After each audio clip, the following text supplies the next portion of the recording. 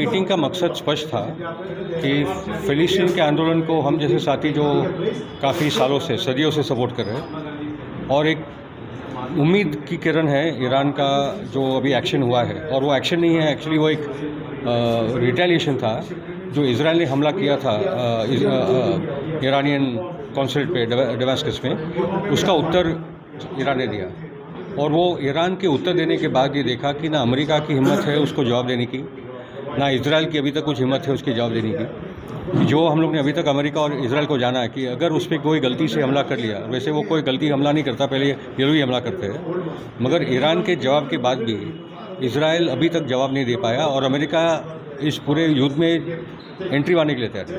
वो मतलब कोई रोल प्ले करने के लिए तैयार है, जिसका मतलब है कुछ तो बैलेंस ऑफ पावर रीजन में बदल चुका है, ग्लोबली भी बदल रहा है और रीजनल बैलेंस ऑफ पावर बदल रहा है। रीजनल बैलेंस ऑफ पावर बदलने का मतलब ये होता है कि पैलेस्टाइन के पक्ष में जो देश खड़े हैं वो अभी हावी हो रहे हैं, और इजराइल के साथ जो देश है वो अभी डिक्लाइन में है।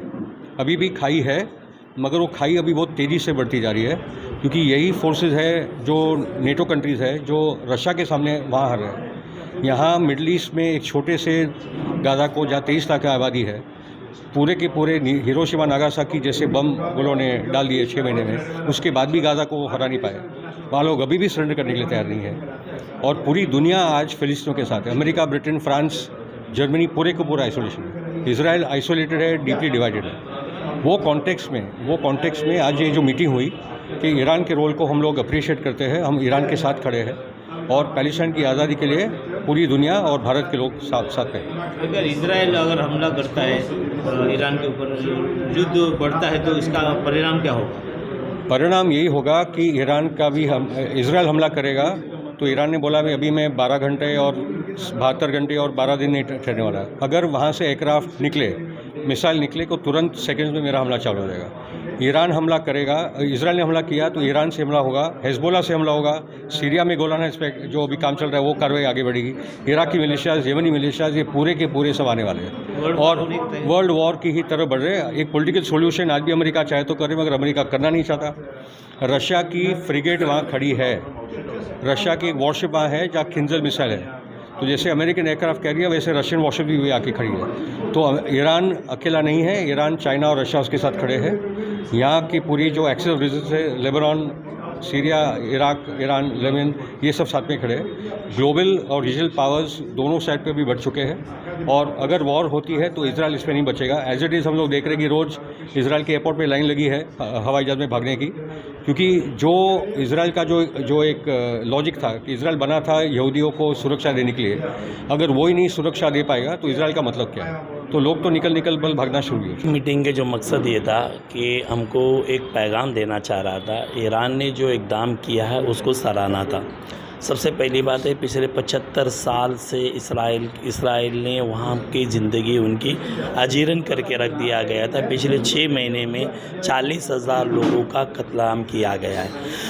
एक जीनोसाइड चले, नस्ल कुशी चालू है, पूरे के पूरे क्लिनसिंग किया गया, और उसके खिलाफ बोलने के लिए कोई तैयार नहीं है। यूनाइटेड नेशन बना, और यूनाइटेड नेशन में कई रिजोल्यूशन मौजूद है, लेकिन वो रेजोल्यूशन पर अमली जामा नहीं पहनाया जा रहा है। ऐसे वक्त में ईरान ने 57 मुल्कों के बीच में रहकर एक हिम्मत किया, उस हिम्मत को सलाम करने के लिए हमने आज इंडिया ईरान के जो है ग्रुप का एक मीटिंग आज यहाँ बुलाई।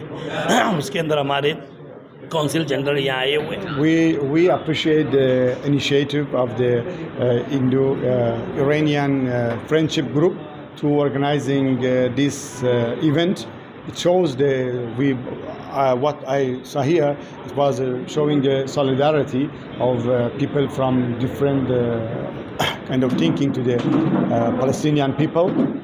We are seeing that as all over the world, the Indian people, they are also feeling sympathy with what is happening about the Palestinian. Unfortunately, they are feeling sympathy with the Palestinian people, with what is happening in Gaza, with all these cruel crimes that is being committed by the Israeli regime, the Zionist regime.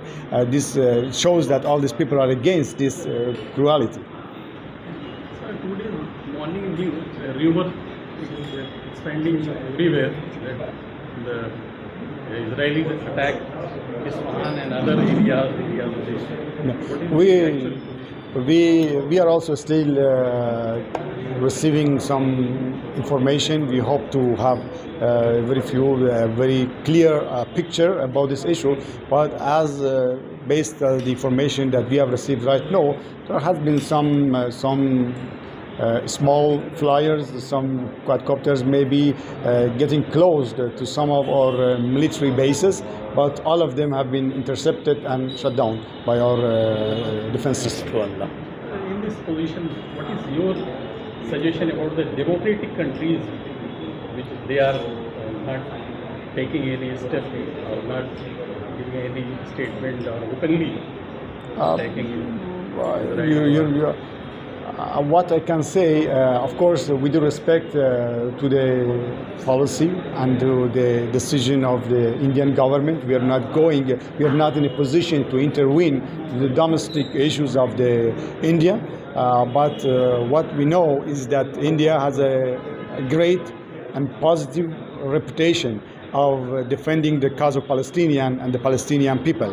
And we believe that it has been and is still, it's an asset for the Indian nation just to continue this support and to use from this asset that they have.